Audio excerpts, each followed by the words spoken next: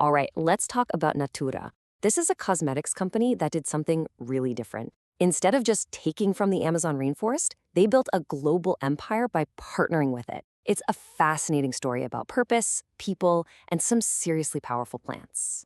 So that really gets to the heart of what we're exploring today.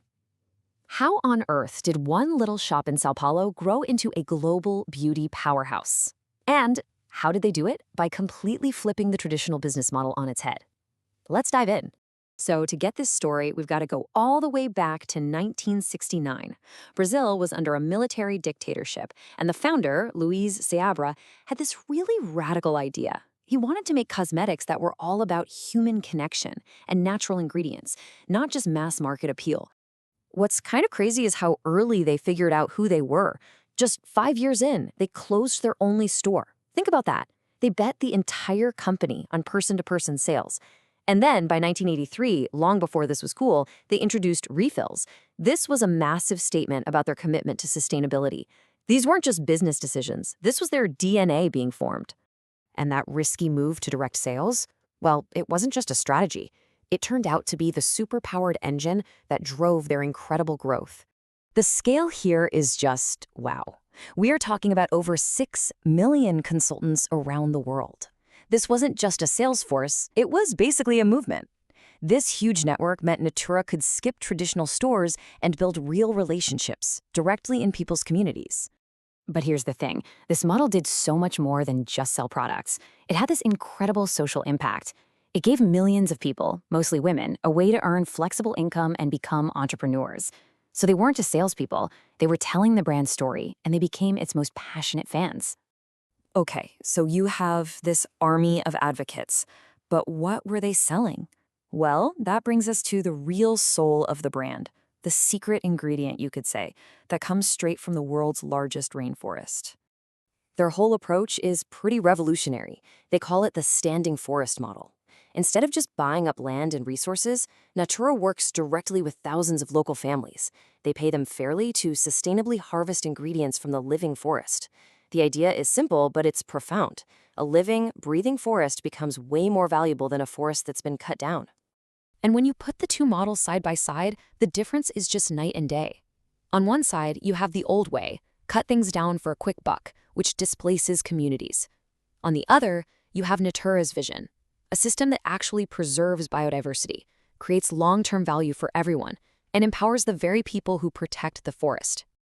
And listen, this isn't just a feel-good story. The products really work. These natural active ingredients they source, these bioactives, they deliver incredible, scientifically proven results. I mean, take curcuma oil. It's been shown to boost your skin's own natural production of hyaluronic acid by a whopping 77%. That's purpose and performance working together perfectly. So with this really unique identity, blending social impact with products that deliver, Natura was ready to take on the world. But that kind of global expansion, well, it came with some huge ambitions and even bigger risks. Yeah, this was a wild ride of expansion. First, they bought The Body Shop, another brand famous for its ethical vibe. Then came the huge one, a nearly $4 billion deal for Avon, the direct selling icon. The goal was to create this massive global force. But growing that fast gets complicated, so they later sold the luxury brand Aesop for a big chunk of change to simplify and pay down debt. But, a journey like that is never a straight line. Trying to stitch together these huge, culturally different companies was a massive challenge. And they were doing it right as the whole world was dealing with post-COVID market changes and crazy inflation. It really forced them to get leaner and rethink their whole strategy. So after that whirlwind, where does that leave this Brazilian giant today? Well, they're really focused on taking that amazing legacy and building the future on it. Today, their game plan is super clear.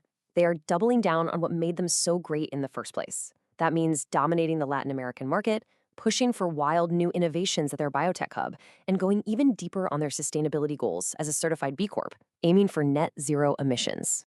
And this is why Natura's story is so important. It's a real-world blueprint. It shows that a company can build a global empire not in spite of being ethical, but because of it. And that's setting a whole new bar for the entire beauty industry.